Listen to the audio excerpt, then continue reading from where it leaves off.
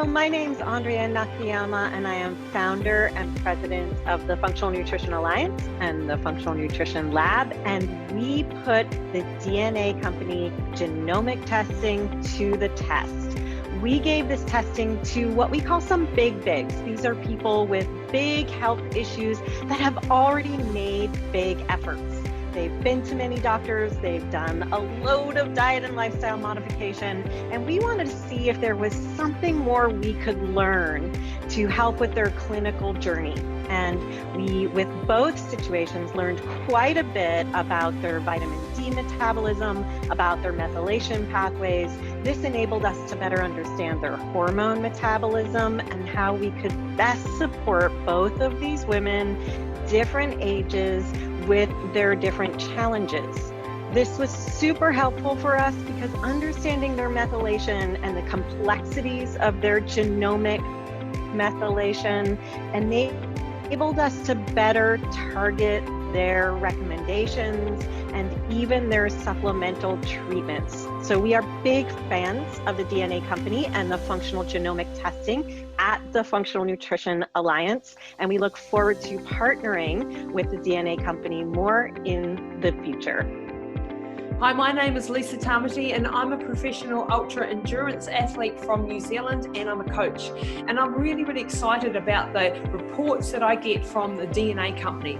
The hormone reports in particular have been super beneficial for me personally, and the information that we can glean when we understand our genes, I think this is the future of personalized health. I think the information that we're going to be getting is going to help us optimize our health, our longevity, and our performance. So really, really excited about what the DNA company is doing in this cutting edge information and technology. Hi.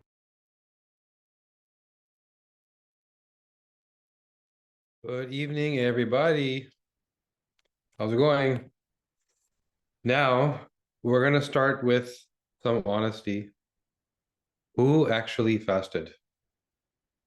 The last time we met, we talked about fasting. Elizabeth, first hand up, loud and proud. A lot of people, that's awesome. Cool, I see more hands, more hands, more hands, that's awesome. So here's something funny.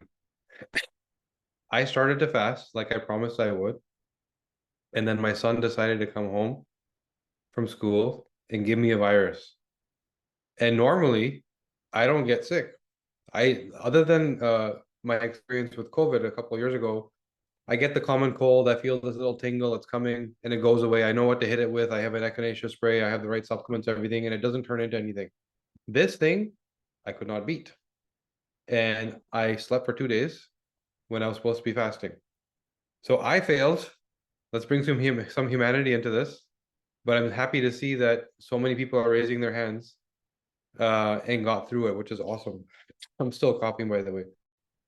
So now today, what we're going to do is we're going to talk about stress. And today is the first day that we're going to dive into your genome and kind of personalize each thing. And why I say this is, first of all, why is stress so important? I can tell you that when I went through my healing journey, there was a lot that needed to be fixed. And you start with the obvious things which directly correlate to a symptom. So everyone's heard the story about my gut. It doesn't work, it doesn't detoxify. And that was a major concern. I had to fix it. A lot of people heard about my eczema and the inflammatory conditions that I had. And so that went away. And there was this lingering kind of a feedback loop of, even though I was getting better, kept, a bit of a roller coaster, right? And it wasn't really until I focused and honed in on my cognitive function and understood why, not the what, not the stress, but why I would experience stress, and why the way I, at a personal level, handle stress is overburdensome and was making me sick. There was a study, and some of you may have heard this before, longest health study that's ever happened to date. It's still running, in fact. It started in the 1930s at Harvard, and they're trying to determine what was the number one thing. And they've studied, I think, over 70,000 people now. So it's a fairly large study. They said, what's that one thing? If we look at people that live longer, that with same genetics, one brother didn't get sick, one sister did. So, similar baseline, but one person thrived and they did really well. What was the one thing? And over and over and over and over and over again, they landed on it was the quality of their relationships. Now, what does that point to? Less stress. If you look at stress, where does it come from? People, right? Sorry to say. It's, the things you get to deal with, whether it's money, whether it's kids issues, and usually there's people involved and there's conflict. And that frustration is what leads to this stress, right? So we found that, and this is true if you look at the blue zones where people live over 100, look at how they handle the relationships, look at how they handle people, look at how they think about life. Stress is way down here, right? The way they drive themselves, the way they pursue, it's stress is always it's never sacrificed for reward. They're focused on health. And so it's very important because all of what we're trying to do here together, a lot of you had come through on healing journeys with us. And by the way, while I'm speaking, if you have access, go ahead and open up your DNA reports, because we are going to, for the first time in this particular challenge, go through actual genetic variants. If you don't, just grab a pencil and paper. You can make note and take a look later. There's only 5 genes or 6 genes we're covering anyway, so it's going to be easy for you to track and come back to later. And by this time, you probably know that much about yourself anyway.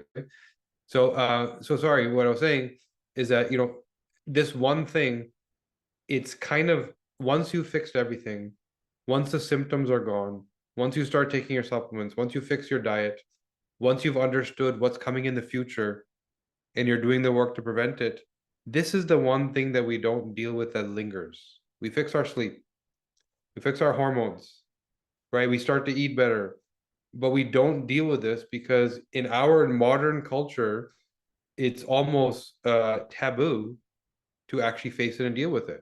What do I do about my lifestyle? What do I do about my work? What do I do about my relationships? I have to do those things, because if I don't, I'm a loser, or I'm not progressing, or I'm not succeeding.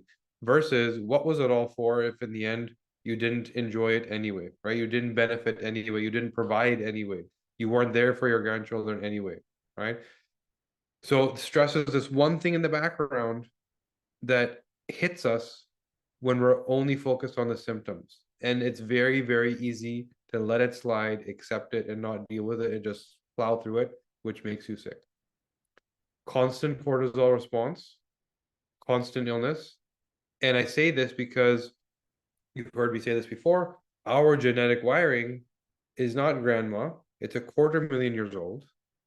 And for the majority of that time, people lived in their tribe, in a farm, in small groups, did their thing. It was more about hunting, gathering, eating, socializing. And once in a while, there would be a problem, right? So this innate wiring we have was designed for handling stress, dealing with problems intermittently, not several times a day, chronically ongoing all the time. It's money problem to relationship problem to school problem to work problem, and so on and so on and so on and so on. That is not what we are wired for.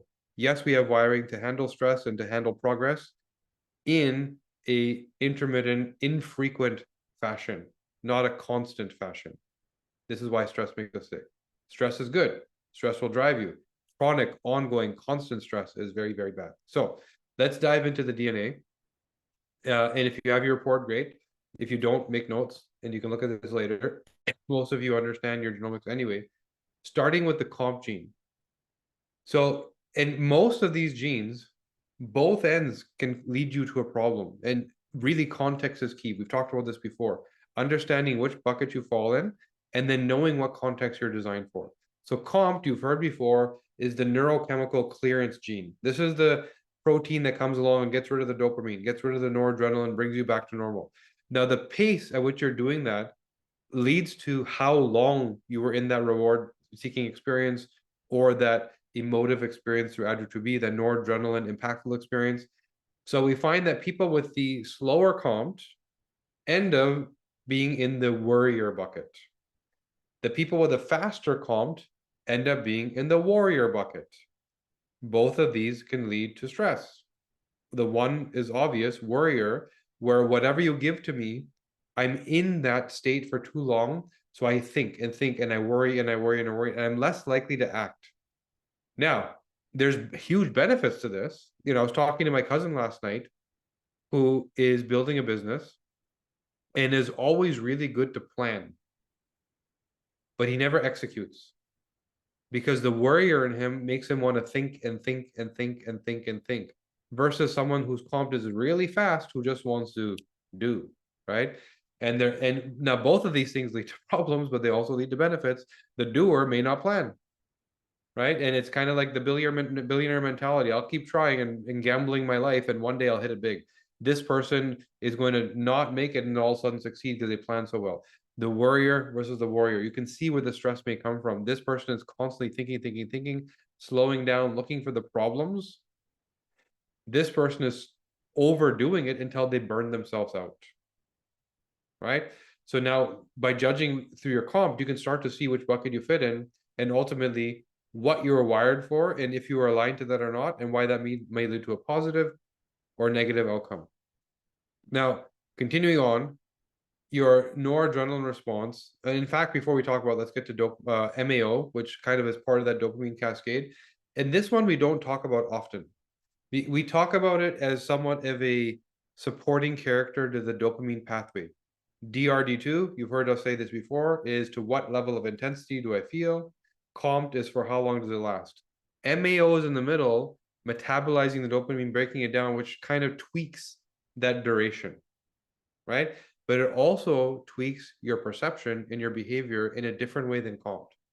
And there's studies around, and I'll admit that I have the fast COMT before I tell you this. There's studies around the fast COMT being a common trait of serial killers. I've never taken a life. I don't plan to. I'm just letting you know that there's many studies that say that the MAO gene is a very common, the fast version, right? Is a very common trait of serial killers. And we often see that the very slow version is the a common trait of people that, again, worry, right? So the person that is thinking. Now, when we see this clinically, often the fast MAO is referred to as the tranquil person, the calm person, the person that can take the load. What's happening is they're processing their neurochemicals so fast. And why is tranquil a serial killer, right? Just to speak to extreme so that it's understood. Because that tranquil person, you would think serial killer, angry, disturbed, psychotic. Tranquil, meaning it doesn't mean much to me, right? I can plow through any problem. Combine that with a fast COMT, these are the people that work themselves to burnout aggressively. They can also accomplish great things, but the stress that they're putting onto their body isn't recognized because they're so tranquil. This was what happened to me, by the way. So there's a person that feels the stress, doesn't like it, and doesn't want to be part of it. The opposite of the tranquil, the person that, again, worries, spins, and thinks about it, the slow MAO, that person knows that they're in stress and they're feeling the stress and their cortisol is elevated and it's a chronic constant that leads them to illness. This side, the very fast neurochemical clearance, doesn't know that it's stressful. And they will keep putting themselves, but that doesn't mean the body isn't experiencing an exaggerated output that leads to a load, which is stress, right? So here, it's not recognized. And here, it's overly recognized. So this person is creating a burden that doesn't exist. This person isn't recognizing the burden and making themselves sick.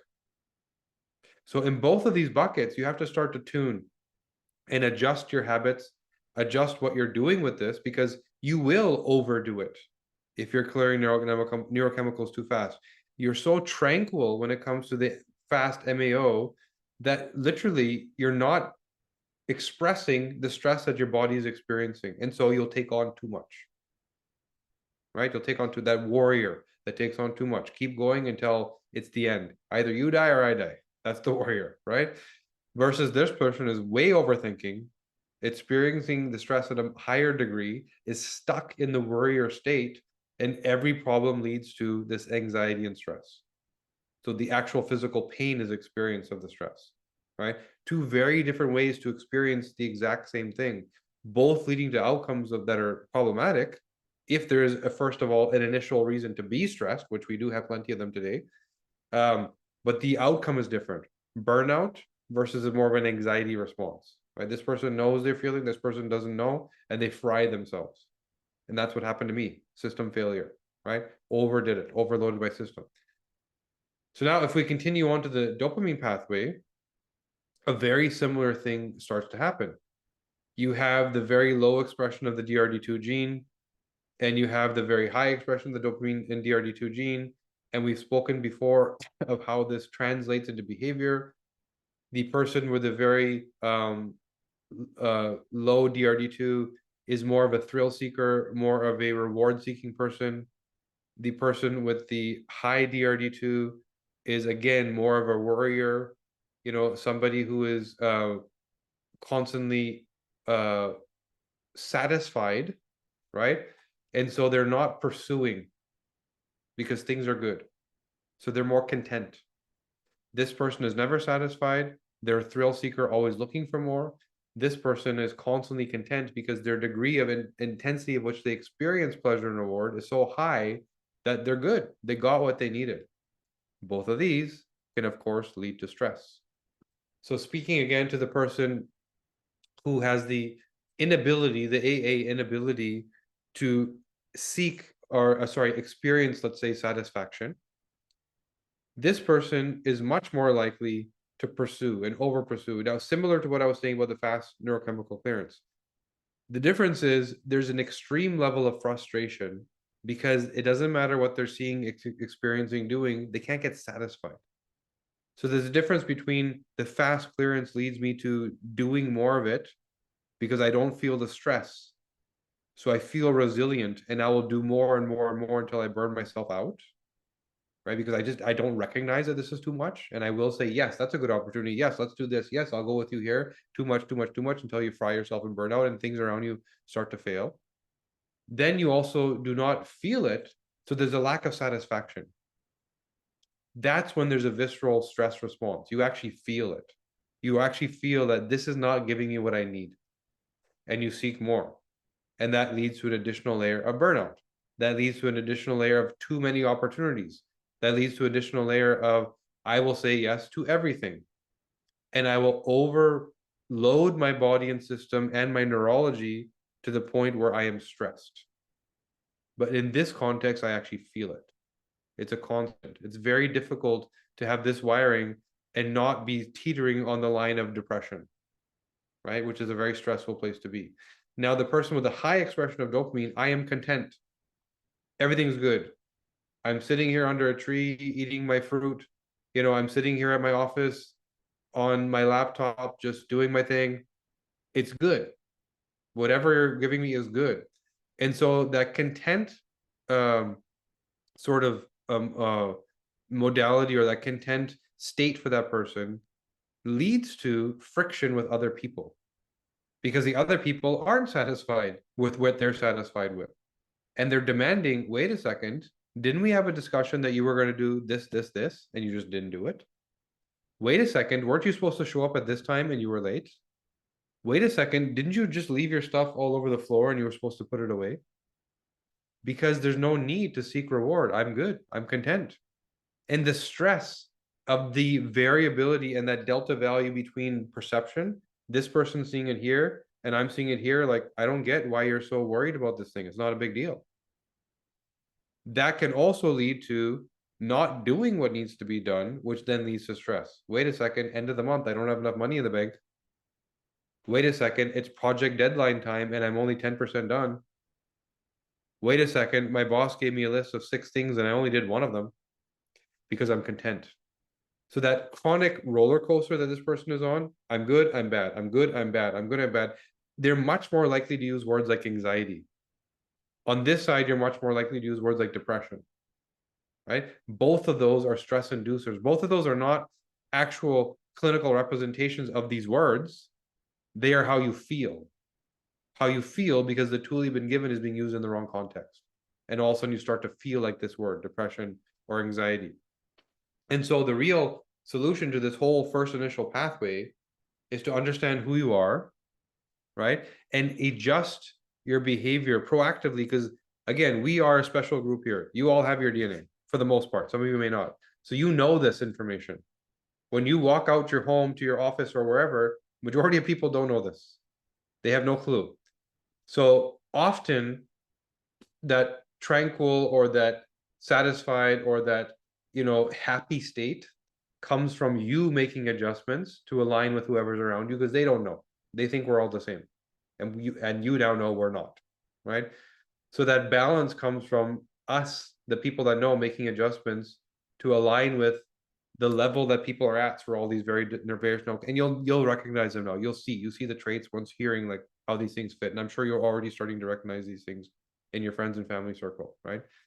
So now continuing on, we've all heard of the noradrenaline response, ADRA2B, and how it differentiates the people that are more in the IQ bucket, more in the EQ bucket. When I have that impactful moment, do I actually, all of us experience the pain, all of us experience the trauma, all of us experience the problem. How do I remember it? Do I actually use that pain as a future decision-making tool, or do I forget and not use it at all? Right? So both of these, again, lead to friction, conflict, and stress. Namely, the person who binds more trauma. So anyone here that has an ID, or more particularly the DD, ADRA2B, the way you're experiencing the world is the same as the people around you, but the way you're remembering that experience may be very different. And this leads to chronic stress, because all of a sudden, I'm trying to heal, I'm going to the doctor. When I see an email from my doctor, I can't even open it. When I drive by the area where the person told me I'm sick, I can't go down that street, right? When I feel the pain of this problem, whatever the problem is, it reminds me how bad it can be. So as opposed to be in a healing projection forward, I'm more in a fall back onto illness projection, because it reminds me that I'm sick, as opposed to here's the last step of getting to healing, right? So you're going to find that anyone here, IDDD, because of the way your brain handles emotion, is that it uses it as a future decision-making tool. If you have, like we have, chronic input and stimulus, there's plenty of things to cause negative emotional stimulus. Again, our ancestors didn't experience this. On the farm, in the village, same thing happened every day. Wake up, eat, laugh with the family, go to sleep. Right? Once in a while, a tiger accidentally walked through the village and there'd be a problem once every 6 months. Otherwise, things are good. Now you wake up, a lot of problems for you waiting for in the day, right? So that thing that used to be a great tool, that EQ, I connect, I'm the tribal leader, I'm the wise person because I remember the feeling as well as the intellect, now becomes what we call PTSD and trauma. Now becomes inability to respond, inability to function, inability to show up, because all of those things cause me extreme stress because it reminds me of the feeling. And this is the area where people get stuck. And so knowing this, again, there's several ways to look at this in terms of solutions. One, and the biggest one, and some of you have experienced this already, is the awareness. Step one, knowing who you are, and then the lens through which you see the world, starting to recognize it, especially when you're amongst other people, that, throwing an arbitrary number is 50% of the solution. Knowing who you are and starting to see the world through the lens you actually see it, and understanding that is your strength, not your weakness. Your EQ and your ability to read people and connect is your strength, not your weakness. The burden that you hold of, I remember the pain, that's where there's a bit of a challenge. But when you recognize it and you understand that this thing actually isn't so painful because this other person next to me isn't remembering it that way, because they have the I ADRA2B, well, maybe it's not that bad. going from truly believing that's what it means because you didn't know that that's the way your brain processed it, to understanding that's the way your brain processed it, so just using it as a tool when needed and wanted, and parking it when it's a problem. This honestly works for people. I understand that, okay, I feel it this way, so how am I going to turn that off? Because you'll recognize it. You'll recognize that you're perceiving and remembering this thing different. And that in itself allows you to handle it. So now the I add to be. It's, I don't remember. I don't feel. People tell me I'm cold. People tell me I'm a robot. That's my strength. That's why I'm such a good lawyer, analyst, etc. But it also causes friction and conflict. This is another contributor to why people have relationship friction, why people have a gap in perception that causes people to blame them, right? So this bucket of I don't remember or recall the pain, I adjure to be really efficient adjure to be noradrenaline response. It's like I'm always getting blamed as a person that doesn't care, as a person that doesn't want, as a person that's not interested, as a person that's not supporting, when I do care, right? But I just don't think it's that big of a deal. I don't get what they're on about. Like, what's the problem here? Let's just move forward and do it. Especially if you combine it with the fast neurochemical clearance of MAO or COMT. Then it's not only do I seem like I don't care, but I also don't really remember much of the information. When you said that it was this bad of a problem, you said this, I said this. I don't remember it being like that. It's like it wasn't a big deal. So that perception, that box that somebody's in, trying to bring that into a relationship, trying to bring that into speaking to your coworkers and colleagues, all of a sudden creates this conflict that leads to crazy stress. Because it's a constant, remember, it's a constant in this tribal setting that we're wired for. It would have been known that you're the IQ person. It would have been known that you're the intellect person. It would have been known that you're the person we go to for wisdom when it's like decision-making time that's not emotional, right? Let's make a logical decision. What's the right thing to do here, right? So, but in this setting where there's so many people, so many contexts, so many shifts, and all of us trying to do and be the same thing, we all think we're supposed to be the same. Constant friction, constant conflict, because you won't align with the people that are bringing back the emotion and thinking about it a different way. And you'll be told that you're cold. You'll be told that you don't care. And you don't agree. Constant friction, constant source of stress in relationships, particularly. Also with your colleagues who feel like, I can't really rely on them. They don't care about me. Right? So again, knowing this, the noradrenaline response, the adrenaline response, knowing and recognizing who you are and making purposeful adjustments to outwardly and overtly offer a little bit of emotion, offer a little bit of EQ, right? On the other end, outwardly and overtly offering a little bit of intellect, offering a little bit of toning down how you feel to meet somebody where they're at intellectually, will remove the friction, which then removes the stress. Right? So it's up to us who know our genome to make adjustments. We can learn, when there's people that are, say, your mother, your sister, your husband, your whatever, those are the people that you may have to address this to. Like, I see your traits.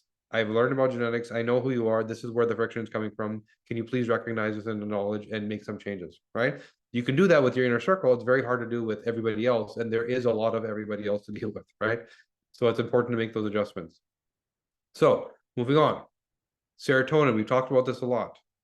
Serotonin is that mood regulator, that thing that allows you to provide the mood that's appropriate for whatever just happened.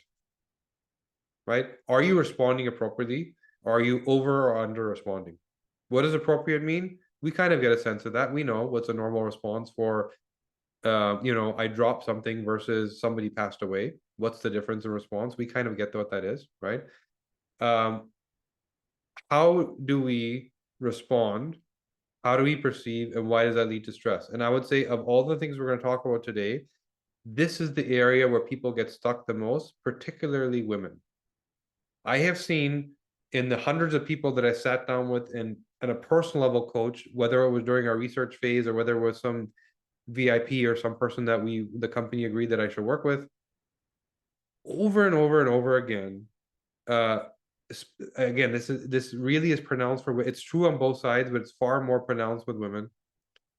The people that are lingering, the people that one problem got solved and then a new problem started, and then it compounds and it started from I have headaches, do I have joint pain, to I can't go to work anymore, to I have crazy anxiety.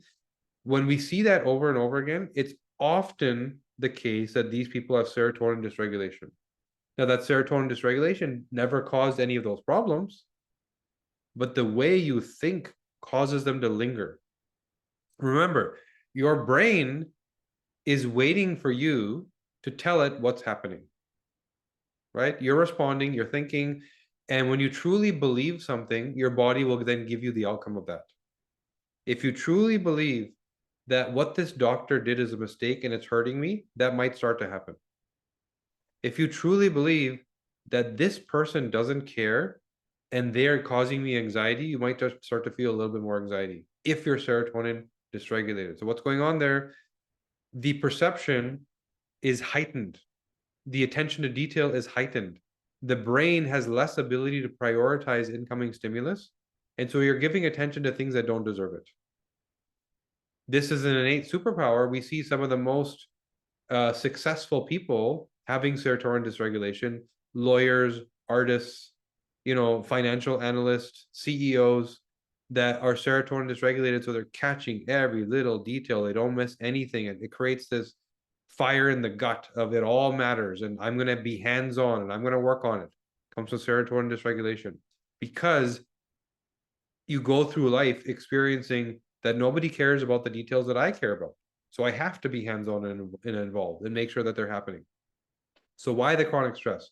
Why does this lead to this lingering chronic conditions that follow this?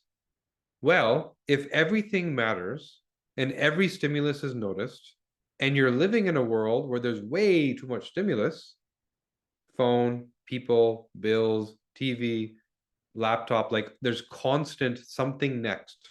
What's next? It's never over, right? And if your serotonin is dysregulated and those constant stimuluses are all being given extra layer of attention that they don't deserve, meaning you're reading into these details and nuances, reading even in between the lines, then it leads to this constant shock state. Oh, here's another thing, here's another thing, here's another thing. What Bryce from our team, who all of you know, refers to as the deer in the headlights response, right? Another problem, another problem, another problem. It's all stimulating my serotonin response. This deserves value, this deserves value, and I can't remember what I was just doing, right? Constant in today's reality, what our brain sees as a need for an acute response, which leads to a constant cortisol spike, cortisol spike, cortisol spike, cortisol spike. And this is why we see that the people with serotonin dysregulation have this lingering, I can't get better. Because even though the very first thing what I said when we started here, even though you're fixing the problem, the stress that you're going through in itself is making you so sick that the terrain is not in a state to heal. It's an energy equation. The body uses your energy, your mitochondria, which is producing ATP, to solve all these problems, right? And so if energy is being sucked into this vortex of chronic stress response, there isn't enough available to deal with the thing you're actually trying to fix. If your hormones are constantly responding to this chronic stress and allowing you to stay in this sort of warrior, I deal with problem state, there isn't enough biochemistry to deal with the problem you're trying to fix. Your body's preoccupied and thinking, this is what I'm trying to deal with. And this is the problem with chronic stressors. They override the other biological processes and usurp the body's response. So the stress, which is now in the moment, is the thing that takes your body's attention and gets prioritized. And so these other things that you're trying to fix get lost. Very hard to heal if you're not in a low stress state. If your brain isn't saying, give all the energy here, give all the attention here, prioritize this, there's nothing else to deal with up here. And again, serotonin dysregulation leads to this chronic, everything matters, everything is stressing me, and then we're in a world where there's too many things going on. The macro level, the person that has good serotonin, right? I think macro, I don't think micro. I don't really care about the details. I'm the visionary. I'm the big picture person. There's a whole other load of stress that can happen there because constantly disappointing people, constantly disappointing yourself because you don't give them the details, the attention they deserve. And that in itself leads to a whole other set of problems you can imagine. What we don't see, however, is that this leading to chronic illness development. We don't often see, unless the person has something like Lyme disease or a mold infection in their home, like something that's truly burdening them. These people often are, it's much easier to heal. The serotonin regulation is optimal because you're not reading into the nuances. When the doctor tells you you're good after this pill, you believe it. And you're not feeling the little poke and the little pain and the little reminder of the headache. And I can feel a thing, it's coming, right? And then you manifest it into actually coming. So they don't do that. It's a different sort of stress of, let's say, not paying attention to the details, failing yourself. This hamster wheel you end up on, start and stop and start and stop and start and stop because the details don't follow, keep you going. And so it's a different form of stress, a lot less concerning. But anyone here that is seeing serotonin dysregulation, LS, and very particularly the SS, know that until you're going to pay attention to this and heal this, it's very difficult to have longitudinal good health. And I say this so bluntly, not to give you a prescription for pain, but more to tell you it's so easy to catalyze that healing if you fix this. That's the only reason I'm saying it so bluntly, because if you do focus on this and prioritize this, it will help you fix everything else. Seen it over and over and over again. So how do you fix it? We'll get into some of the solutions in a second, but before we do that, I'm going to just talk about BDNF also, brain-derived neurotrophic factor. This is, again, something we've talked about over and over and over again, the fertilizer for the brain. How efficiently does my brain build new neurons, new neural pathways, give me the roadmap or the hardware to actually think about new ideas and learn new skills? Also, how efficiently does my brain allow me to deal with a problem without ruminating, without the shell shock? Right? There's two problems when it comes to I feel the pain, PTSD trauma through the noradrenaline response. This, I remember the pain, right? It's so in the moment, maybe it was the same as everybody else, but it lingers for me. It's an imprint, it's a tattoo in my memory. The BDNF dysregulation, AG or AA, is in the moment, it was shell shock. It was overpowering. It took all of my attention. And it is now impactful to the degree where this trauma thing has a lot of meaning on it. So it's truly clinical PTSD, right? So separating these two again, now to talk about the BDNF. When you do have BDNF dysregulation, it's often that you're more of the subject matter expert, that deep thinker, the person that doesn't do a good job of developing a lot of neural pathways and learning new skills and doing multiple things, Jack or Jill of all trades, but I think like this. But the things that I think about, I do a really, really good job. I'm a master of these things. And so it's very difficult and stressful to take me away from that. Think about the scientist that's in the lab doing their thing like this. They're not concerned about how it's marketed, how it's productized. They're not concerned about the financing. Like, give me my lab and give me my assistants and go away, right? That's the scientist. But what I return to you is going to be brilliant. Do not ask me to speak on stage about it. Do not ask me to show up at the marketing meeting and figure out how to package this thing. Let me do my thing and go away. Leave me alone, right? But that person does such a good job of this thing because they develop these really high quality, dense neural pathways. Now, take that person and ask them to do the marketing or show up here, do this thing. High risk adversity, very difficult in shifting gears and learning new things, extreme stress.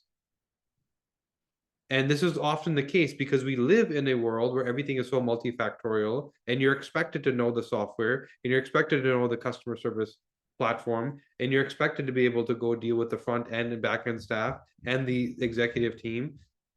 This is how we now think we're supposed to work, right? As opposed to be the specialist, do what you do really, really well, and then pass the baton onto the other people in the chain of how this thing operates. right? So we constantly see that people with the BDNF AA or AG are constantly stressed when they're trying to work with a team, when they're trying to do something that they think that they can do, but they can't because they learn experientially. It's very difficult for them to move on to do this new thing. They think they can. And the truth is, once they eventually figure out, they will probably do a really, really good job of that. And they will do it likely better than the other people. But it takes them a long time to get there. And that path, that work is a lot of stress. Constant disappointment, constant, I think I'm so good because the thing that I do such a good job. I'm constantly told I'm good. Why am I not good at this? That insecurity that develops, right? Which also leads to another source of stress. I don't want to try because I might fail. I have risk adversity. I can't take on something new. Stress, stress, stress, stress, stress, especially when you're dealing with a lot of people, as opposed to being left alone to be the guru, to be that person in the tribe that does that one thing really well. And let's let you do that while the other people do the other things. The optimal BDNF on the other side leads to the opposite, which is I am the jack of all trades or the Jill of all trades. I will take on the load. I will do more, right? I will very quickly develop new neurons and neural pathways to learn that new thing. And I will have a more, let's say, again, tranquil mood around things. It's not going to mean a lot for me. Give me the lawyer's letter. Give me the bad news. Give me the good news. All of them get a very balanced response.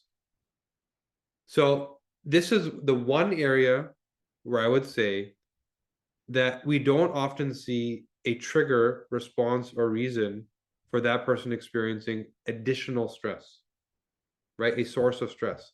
This is actually a very healthy tool to be able to deal with whatever's going on.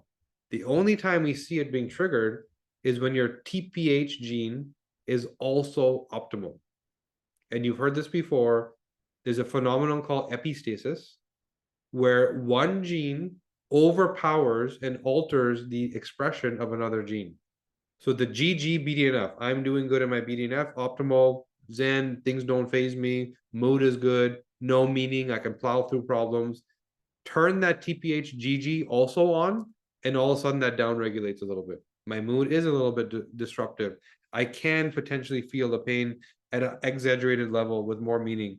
I may be a little bit more challenged and moving on and doing the next thing because my brain is ruminating in the shell shock of what I just experienced. So that's the only time when you see people get sort of stuck in a stress response with the exact same stress response, which is means more, takes me longer to accept it. I need to go through it experientially. And nobody's letting me do that. They all expect me to behave like them. They all expect me to receive a document and just do it. They all expect me to hear an instruction and just do it. They all expect me to show up in a context that I haven't experienced before and just perform. And I can't do that. My brain doesn't work that way. And this is why you often find that people with this suboptimal gene are either highly frustrated and stressed or they work alone. Right? In today's reality, in today's context where there's so much incoming stimulus and problems. Now, the last gene we're going to talk about, and I know there were some questions, so we're going to get into them. TPH, which we don't talk about often. It affects both the serotonin pathway and the BDNF pathway. We talked about BDNF. It's a precursor. Tryptophan is a precursor to serotonin, so it affects both. But if you again stand it alone, so that you can go look at your reports and see how this potentially can lead to a stress response. When we see suboptimal TPH, which if I were to tell you the version, that's the TT, right? So reduced serotonin production, inhibition of that pathway versus the normal, you're more likely to experience things in more of a sort of sad state, let's say, right?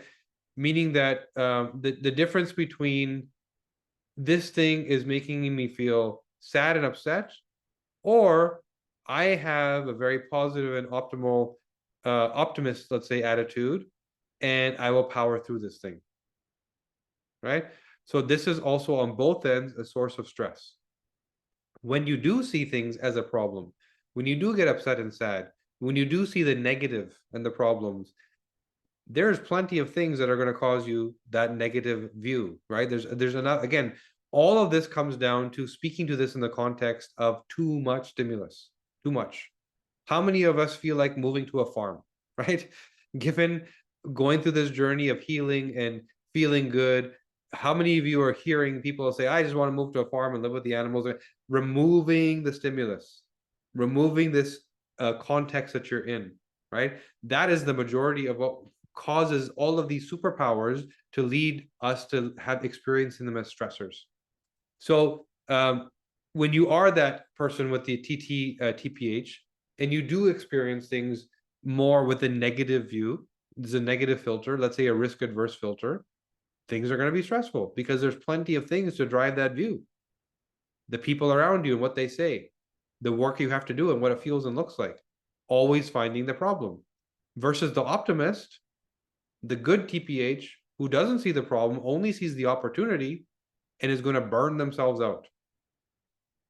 Now, with all of what we said here today, you see there's a bit of a puzzle to put together, and you can have some fun with it, because I spoke of these things as standalone pathways to give you an idea of what they do. Now, when you start to connect them, there's a bigger picture that gets painted, right? There's more information, there's more precision around your response. And most importantly, there's more precision on where to intervene, right? What part is actually the priority for me? Is it that my dopamine is sort of middle, so I don't really need to do anything about that, but the clearance is too fast or it's too slow? Is it that my BDNF looks good, but the TPH is epistatically turning things off? Or is it the opposite? Right? So knowing where to intervene and what to do, your DNA is giving you that sort of clue into what is the priority, right? In the pathway, it's not just I feel anxiety. Where? Why? You know, all the things we talked about can tell you your why. And it's now much easier to find out. And all of those things that are lingering unattended to will equal a chronic stress state. And as I've said multiple times today now, that chronic stress state, which just gets accepted and sort of under the radar stays there and lingers because we kind of feel like we're supposed to try that hard, right? And we're supposed to power through. That's the thing that is going to hurt you the most. All of what we're dealing with and all what we're trying to resolve doesn't work if you're in a constant chronic stress state with elevated cortisol, elevated brain spinning, elevated beliefs around your illness, elevated energy of the wrong distribution of energy, right? The wrong things being prioritized and healed internally, because that initial today problem does get prioritized as an acute thing that needs to be dealt with, right? So it becomes so important to deal with all this. Now, when it comes to stress, okay, so we've talked now today about who you are and adjustments you can make. That's a process. That's something that you're going to have to catch yourself and check yourself on. That's something that you may have to talk to other people around you about to also make adjustments. What do you do to heal from the current stress load, right? And I was once listening to Dr. Tammy Maraglia, who does, I think, regenerative medicine on the West Coast, I think Seattle, Oregon area. And she said something that resonated, because I've also been stuck here. When it comes to a airborne chemical, I know what to take to detox that. When it comes to heavy metal, I know I can get into chelation and remove that. When it comes to hormones, I know I can take SAMe, TMG as a woman, for example, to remove. I know I can upregulate my mitochondrial function to get rid of certain toxins and free radicals. So those things we know, tangible, it's there, I can remove it. Stress, we don't think of something that needs to be detoxified. A toxin is something that causes you, in a nutshell, inflammation, something that is inflammatory, not meant to be in your body, has an adverse outcome that is this inflammatory type response. Stress does the same thing. So let's call it what it is. It's a toxin, right? Because it's not tangible, we don't think of it as a toxin. It's not this thing that entered our body. It's a thing that we created by something that entered our body through our thoughts, right? Something that we experienced that caused the trigger leading to stress. How do you detoxify it? The opposite of stress is how you detoxify stress and the inflammation and damage it has caused yourself, which is meditation. The first day we sat here together, we met with Dr. Sachin Mittal for breath work. That is a great way, first of all, to get into a meditative state. Really, what we're saying is if you, and we think of a meditation as let me focus on something, it's equally important to remove everything else. And this is where we fail. So, and this, I would even say start here. Go into a room very purposefully, turn the lights off, remove all sensorial input, right? And try to, before trying to focus on something, try to remove everything. All input, all stressors, all thoughts, all priorities, all people. And tell everyone, don't talk to me for 15 minutes, right? Forget about the obligations, forget about the food, forget about everything.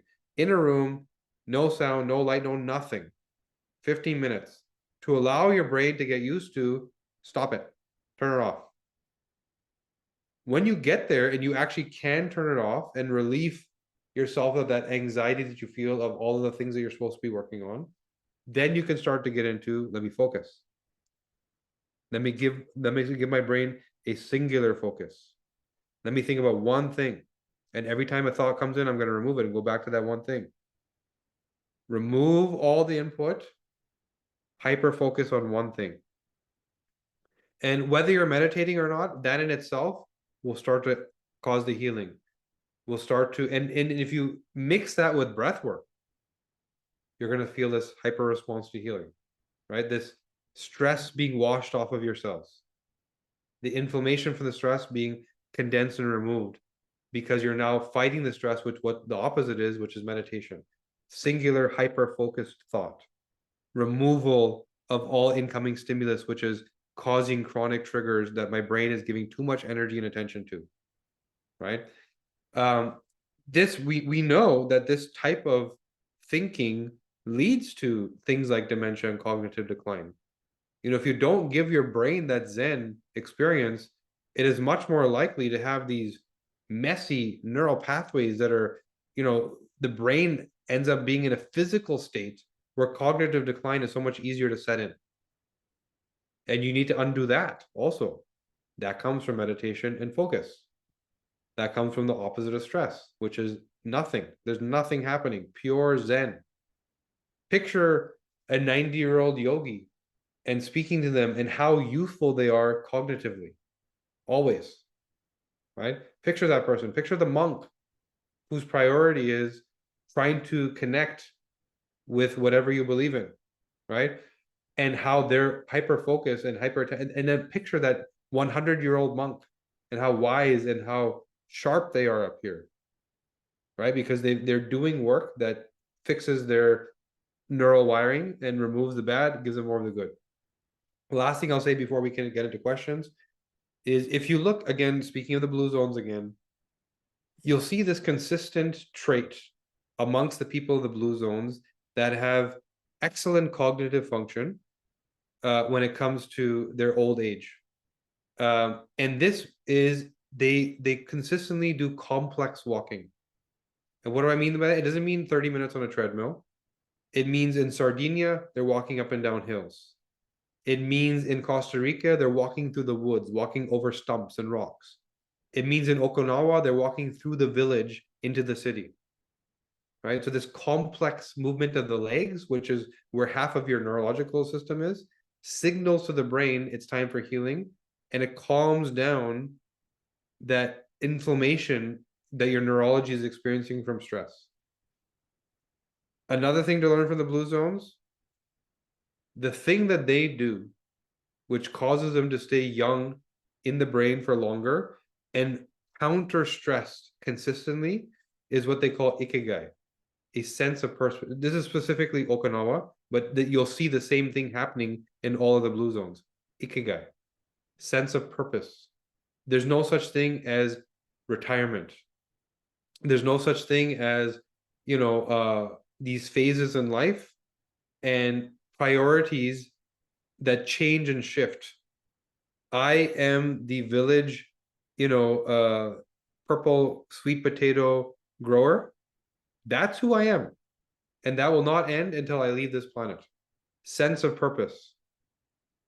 That sense of purpose allows you to go back to what you're doing, as opposed to this is my job and this is my paycheck, as opposed to these are my kids, I have to drop them off to soccer. If you do it with purpose, and all the major religions teach this, all the ancient teachings teach this, intention.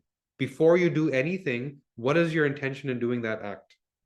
Attach a sense of purpose to it. Before you leave the home to drop your kids off to soccer, doing that can be stressful because it's conflicting with your schedule and creating an additional line in your schedule, which causes stress. Or if you attach a sense of purpose to it, which is I am taking my kids to be physically healthy and I'm teaching their brains to develop faster, their prefrontal cortex is going to develop faster because they're physically active. I want this child to be my legacy and take my name another generation to do great things. Sense of purpose unwinds the stress. The things that we do constantly, and because it's so hard to get rid of the chronic things that we're constantly supposed to be working on, if you instead shift the intention from it's another thing on the checklist, it's another thing that I'm responding to, attach a sense of purpose to that thing. Intention. Before you do it, what is my intent? Why am I doing this? Why is this a priority? Sense of purpose. Very different outcome in terms of the stress that you feel from that thing. So not only do we wash the stress off through meditation, breathing, focus, but we also reduce the incoming stress by changing how we perceive all of these things we need to do. There's an intention spoken before you do it, and there's a sense of purpose now attached to it, which signals a very different outcome to your brain than this is a struggle, this is stress, this is pain, right? Do that with everything, Okay, with that, we are going to get into questions. I see a couple here in the box already. 1 second. Okay. Dorothy is asking about the fast. So did the 10 days. Congratulations. That is awesome. Like to hear how you felt. Only easy water. I have a machine to generate easy water and a little salt in the water. Incredible. That is incredible. So Dorothy made it happen, which is awesome. And now you know it's possible, right? Now everyone here that didn't do it, that maybe was a bit worried, skeptical, challenged by the thought, the stress that you might endure by even thinking about it. Dorothy did it. She did this every eating 8-hour window for decades now. So she's been doing her intermittent fasting for some time, but she did her 10-day liquid fast, which is excellent. And now she's saying she felt terrific, which is the only way you're going to feel. This belief around take the food away, I'm going to feel horrible. Yeah, you'll be hungry day 1, day 2. You may get into heavy detox. One thing we didn't talk about last time, just so you all know, when you don't eat for 24 hours, your body goes into heavy stem cell production for the gut, like gut and gut tract, stomach and gut tract, because your body gets into the state where it can actually heal. So all of a sudden, massive cell stem production. It takes 24 hours of empty stomach, and all of a sudden, massive healing happening in the gut. That's another benefit we didn't talk about. There's so many that we can talk about. I didn't want to overload you, but that's another major outcome of this longitudinal fast, right? And that's why Dorothy's saying I felt so good, because it starts in the gut, repair happens, and those stem cells go to other locations in your body, and they start to heal these sores and joints and things, and all of a sudden you're feeling all youthful, right? Elizabeth is saying, is it possible in a Facebook group or something else for us to be able to connect? I think that's brilliant. Will be very helpful during the fasting period. Yes, Elizabeth. So I don't know the sort of the logistical answer, but I really appreciate your sort of valuing what we're doing here and wanting to stay connected. And B, who's on here, she leads the marketing team. She leads engagement, so maybe we'll work on how to do that, right? I believe there is an existing Facebook group, but it's only for clinicians in the same level of support, right? So maybe we will put something together there for you. So Dorothy, the week before the fast, she extends her closed window for an additional hour, so there's less eating window, which is a great tip. So any other questions? Anyone who feels stuck, like stress is not something you can unwind? Anyone who feels like they didn't hear themselves in the various profiles we talked about? Or do you feel like you're ready to do this? And when I say do this, what do I mean? Couple things. Recognize who you are. That is step one. Of all we talked about today, perhaps watch this recording again, right? Because you're going to get a lot more out of it the second time. And figure out who you are. And figure out what your role is in the family, in the work team, in the kids' sports team. Who are you? What are you supposed to be doing? And where will you thrive? And what's going to make you feel stressed? And also figure out who the other people are around you that do the other job. If you are the warrior, go find the warrior. You need pairings like that, right? Within the family, within the work, within whatever, so that you have better outcomes. So that's first. Who am I? Who are the other people that I need to interact with? And how do we fit together? You knowing that is going to remove conflict, frustration, and add value that you provide, and people are going to appreciate you more, right? You're going to become a very valuable person. Second thing is, let's detox the stress. Let's get in that room. Let's get into sensory deprivation, like nothing exists other than me in this empty space. Get into hyper focus. Let's get into meditation. Let's clean and rinse the stress off, right? That's the second thing we got to do. You also got to think about how this sort of applies to superpower versus burden, and separate the two. So if you were to map out your cognitive profile, and perhaps all of us should do this exercise, who are you?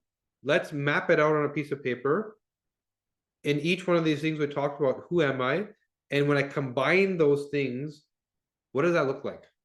Right? Let's create our own personal, individual personality cards. And you now have enough information to do that for yourself.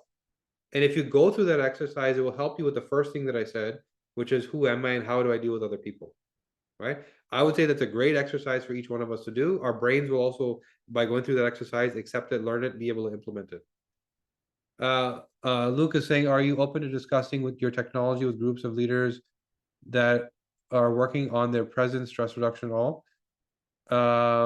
Yeah, so you're saying that, are we open to discussing this with other outward groups? For sure. Let us know where you may need support. We do this, by the way, with CEO groups, with professional athletes, with, sometimes corporate. So yeah, for sure. Look, if there's a group where you think you want us to support, we're happy to come in and do it. Yeah, so exactly as Elizabeth, it helps you to value. Remember that word, not just identify, but value. Because everything that we're saying that potentially feels like a negative is your strength, right? So it is your ability to do what you do best, and maybe perhaps better than other people. So do value it. Whatever you see as bad, try and find the good in it and turn it into your superpower, because it is a superpower if it's in the right context.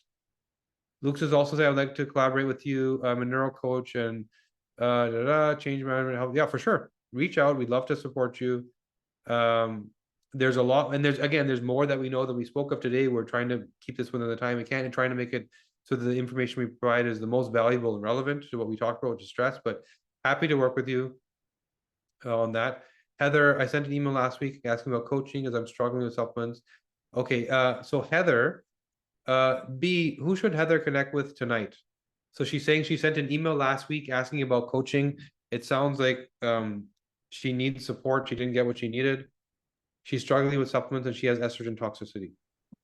Yeah, we have either Dan or Brandon would be great because they know kind of our coaching programs inside and out. So Heather, what I'll do is I'll reach out after the webinar and connect you with Dan or Brandon, and they can provide you with more information about what we have to offer in terms of coaching. Okay. Tabia is saying she's been waiting 3 months for results. That's unusual. I can tell you that the people that I deal with on a personal basis, things are rolling 3-4 weeks, results are coming. It's actually quicker than it's ever been. But the 3 months is unusual. So Tabia, have you actually spoken to anyone about this problem, trying to address it? Because we should investigate. Perhaps your kit wasn't registered. Perhaps it got lost and never arrived at the lab, which doesn't happen often, but does sometimes happen. But that's another area where perhaps, if you don't mind, we'll connect with you and contact you. I would think that we would have Tabia's email from this. Debbie, did you register for this event under your name and email? If so, we probably have the ability to reach out to you. Was the DNA test in your name, Tabia Campbell? If so, please let us know. I just type it in so that we know how to reach out to you. We will support that and figure it out. So Deborah, 100% aligned with what you just said. If you look at Ayurveda, okay, so Tabia was under your name. Okay, so we will look that up and figure out what happened there. That's unusual. 3 months is unusual. It's, a few weeks is typical. So Deborah, I 100% am aligned with what you're saying. If you study Ayurveda, you'll see this direct correlation between how people are categorized and how we categorize them genetically. So we're speaking to it by actually looking at biological function and just knowing there's DNA doesn't lie, it's who you are. The ancient wisdom studied it by studying people and knowing that you fit in this bucket, you're behaving like this, you're like this, right? And direct correlation. Ayurveda is kind of bucketing and categorizing what we're seeing through genetics and neurological function. And we've done workshops, by the way. We did an amazing workshop with a gentleman named Peter Crone, who is an Ayurveda master. I think it was sometime in August. A lot of people participated in that one. And it was that exact thing. How do we layer Ayurveda and DNA on top of each other so that people can benefit from both? I agree with you fully. Dirk says, I find this interrelationship among the genes confusing. Is there any book resource that lays out some sort of graphs? Yes. So the DNA Way, the book that came out last spring, there are actually charts and graphs in there. So if you grab the DNA Way, yours truly worked on that book. It is available in stores everywhere, and it does show graphs and charts of how these things interconnect. And there's somewhat of a deeper explanation. So if you like a book, I would suggest that. In terms of like a matrix grid, I don't see that anywhere because academically people don't think the way we think. They don't think in pathways. They think singular genes. So nobody even thinks they need to lay out a matrix, right? So we kind of internally have done that. So one thing I should point out, because everyone keeps asking about the test, and I received many messages on Instagram about, are you having a holiday discount, holiday special? It's right here. B had entered it in earlier. So on the testing side, there is a discount for this week, I believe, during the holiday special. You use the code winter15, and you're able to get this discount, just so that everybody knows. B also dropped a link in Amazon to the book. So the DNA Way, you can get it through Amazon. It's available in bookstores, Barnes & Noble, wherever you are. So that could be ordered also. But to answer all those people that have been messaging me, yes, click this link and it'll get you a discount on the test for the holiday season. Any other thoughts or questions? We want to make sure we got them addressed for you. Anyone that feels stuck, anyone that feels like there's something else that they thought they would learn tonight that they didn't learn, and we can dive into it because we have a little bit of time left here. Otherwise, we'll give you your time back. And I will go eat my first meal of the day. Since I cheated on my fast, I'm trying to catch up and do it. I shouldn't say I cheated. I was sick. I have a good excuse. I just couldn't do it. Any other thoughts or questions? Here we go. Here's a question. Thank you. That's a great thought. You're welcome. When do we do our second test? Important. Actually, B and I were actually chatting about that today. And we think the ideal time is at the end of this challenge. And we will tell you when. B, perhaps you want to comment on that, because we literally talked about that just this afternoon. And we think end of this challenge to make sure that we've given you the maximum time for improvement. So B, what do you think? Is it going to be in February?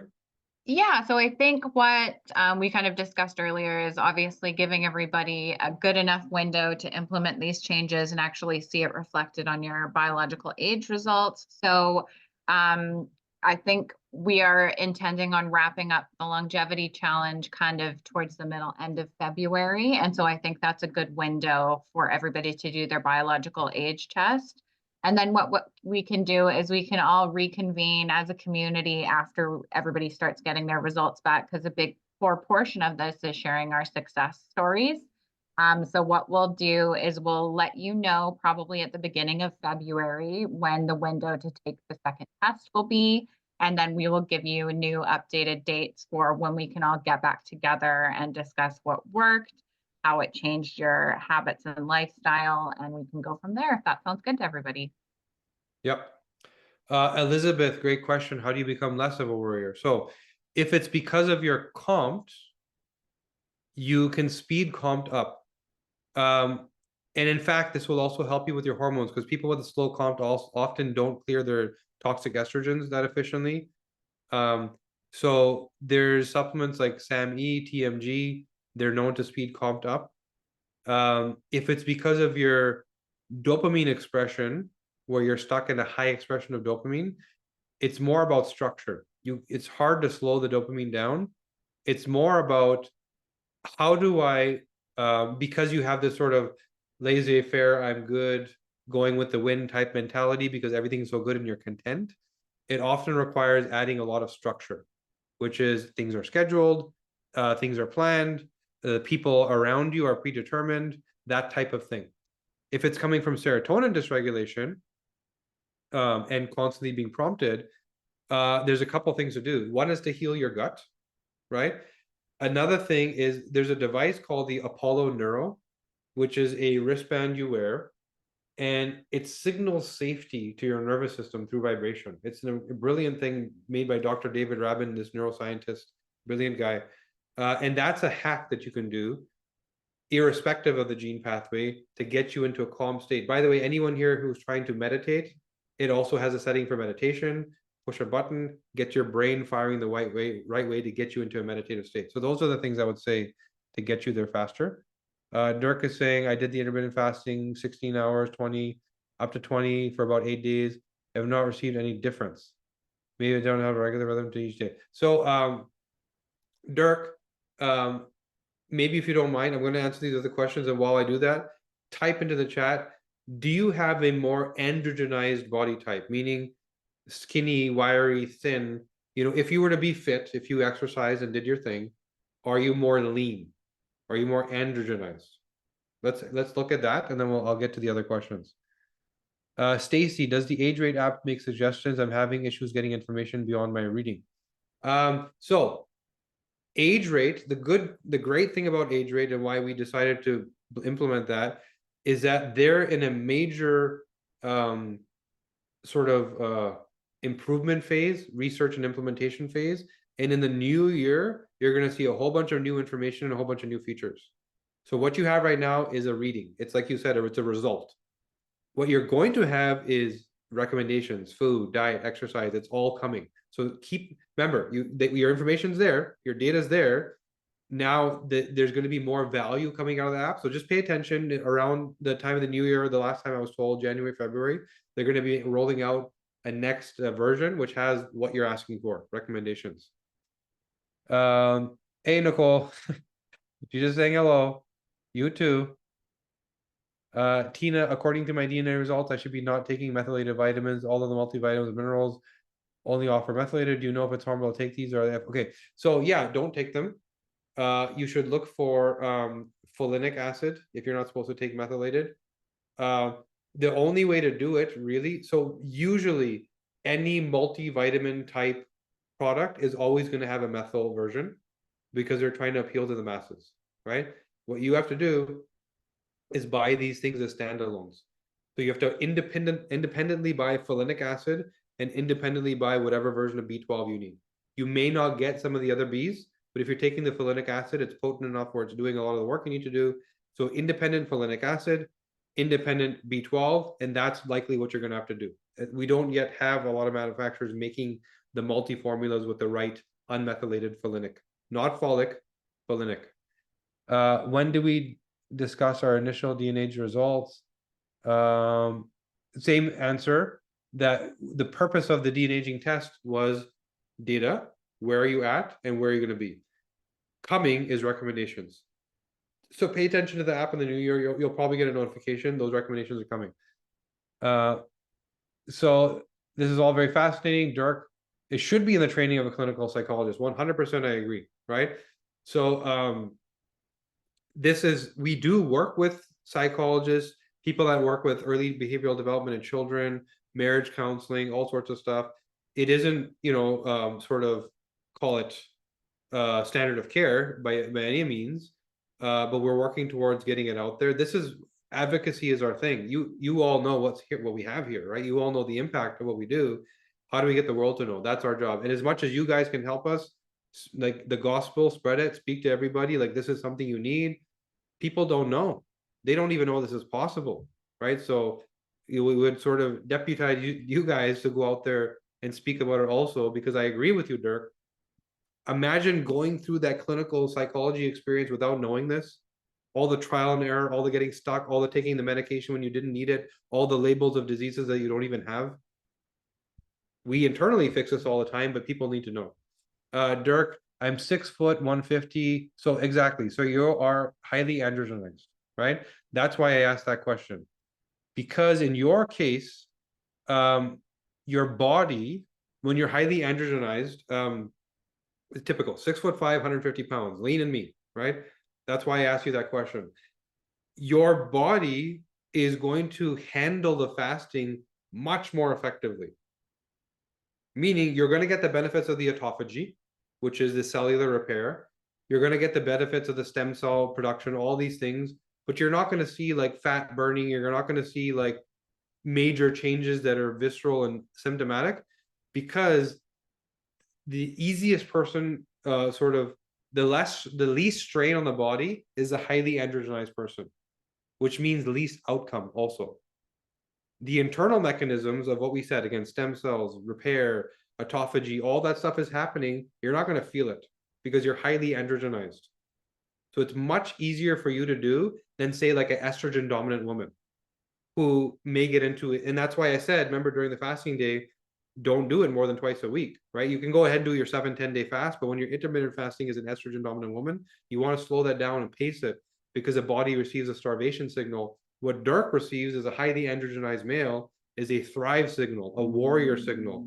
It's time for battle. I need to grab my blade and slice somebody up. That's what you're receiving. So it gives you growth factor, testosterone, hormones. It gives you all of the opposite of what an estrogen dominant female seeks and receives. So she would then do it a lot less, right? That's why you didn't have that visceral, I feel something different, because you are wired for fasting. You are wired to be a warrior. You're androgenized, right? Okay, there's another question. If report says don't need methylated, is it still okay to take it? So there's a difference between don't need it and shouldn't take it, right? So if your MC4R, or sorry, the SHMT1 is off, then you're leaning more towards folinic acid versus methylfolate. If you have a good SHMT1, you're okay with the methylfolate. With the B vitamin, the B12s, if your MTR and MTRR are off, you're not doing well with methylcobalamin. You need more of the adenosine. Right, so those are the three areas you have to look at: MTR and MTRR, SHMT1 for folinic versus B12, right? So that's where you got to take a look. All right, guys. So it looks like we've been through all of your questions. B dropped the link in there for the Apollo Neuro, by the way.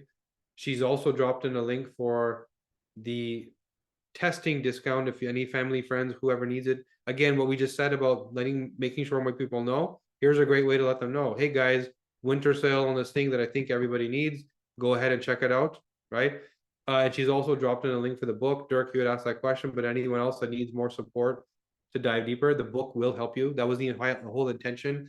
It's me kind of speaking to my genome to help you understand how to interpret, and we dive deep into all the sections. So there you go. So if we're all set, we'll give you a few minutes early back. Oh, Tina's already using the Apollo Neuro. It helps her to sleep. Yeah, it also has a sleep setting, which is awesome. It's really brilliant what this guy did.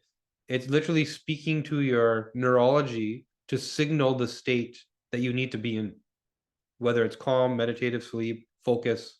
You know, the serotonin dysregulated people here that need to be able to focus. Apollo Neuro does a good job. I use it myself personally, you know, so there we go, guys. So it looks like we've been through all your thoughts and questions. I'll throw it back to the DNA company amazing team. We have B here. I think We have Katie here also, who's helping on the front end. Some of you may have spoken to her. And again, always thank you to the team. Imagine they're here with us for this entire time, supporting as much as they can. They put this all together for you, by the way, managing and making sure you're aware, making sure that I show up, right? So all of that. So thank you for everybody that's doing all that work. And we will see you guys next time. Remember, who am I? Right? Who am I? Step one. Who are the people around me? Where's the conflict coming from? Meditation. Let's rinse the stress off my cells. Let's eliminate it. Focus and meditation. Dark room. Zero senses. Zero input. Hyper focus. Daily. Last, map myself out. I'm going to take a piece of paper and I'm going to start to take this. I might listen to this on replay, and I'm going to start to plug in all these gaps and holes of these different genes, and maybe have little cards and put them together and figure out who I am, right? And by doing that exercise, your brain is going to receive and understand, and also acknowledge, right? Your brain doesn't, you haven't thought about this, so your brain doesn't acknowledge it. By actively, proactively thinking about it, your brain will now start to understand and believe it's real, and you'll catch yourself in situations and you'll use your filters properly. So go through that exercise. All right, guys, thank you again for attending. Do this work. Stress is important for the reasons I stressed, right? Do the work. We will see you at the next session, and we're getting near the tail end. So we'll see who that winner is for this challenge very soon. See you guys.